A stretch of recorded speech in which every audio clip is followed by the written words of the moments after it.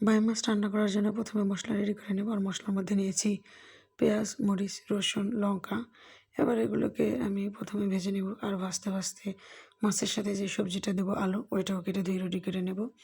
আর এবার মশলাগুলো ভাজা হয়ে গেলে এগুলোকে তুলে নিয়ে মাছের গায়ে লবণ হলুদ মেখে নিয়ে ওই কড়াতে আরও একটু তেল দিয়ে মাছগুলোকে খুব ভালোভাবে ভেজে নেব। এবং মাছগুলো ভেজে তুলে নিয়ে ওই তেলের মধ্যেই আমি প্রথমে আলুগুলোকে খুব ভালোভাবে ভেজে নেব। তারপর ভাজা হয়ে গেলে ওই মশলাটা যে আমি তুলে রেখেছিলাম ওটা বেটে এই আলুর মধ্যে দিয়ে খুব ভালোভাবে কষে নেব। এবং এটা কষানো হয়ে গেলে পরে এর মধ্যে দিয়ে দেবো আমি একটু হলুদের গুঁড়ো।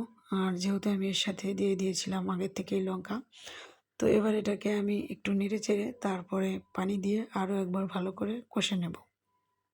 আর এটা কষানো হয়ে গেলে তারপরে এর মধ্যে আমি মাছগুলোকে দিয়ে হালকা করে নেড়ে চেড়ে তারপরে একবারে দিয়ে দিব ঝোলের পানি। তো ঝোলের পানি দিয়ে আমি ঢাকা দিয়ে তারপরে পুরো রান্নাটা হওয়া পর্যন্ত অপেক্ষা করব। এই তো ঝোলের পানি দিয়ে দিয়েছি, আর এবার ঢাকা দিয়ে রান্না হওয়া পর্যন্ত অপেক্ষা করব। আর এই পর্যায়ে আসার পরে ঢাকনাটা সরিয়ে আরও কিছুক্ষণ রান্না করে নামিয়ে নিলেই রেডি হয়ে গেল আলু দিয়ে বাইম মাছের তরকারি। তো কেমন হয়েছে আমার রান্নাটা প্লিজ কমেন্টে সবাই জানিও। টাটা।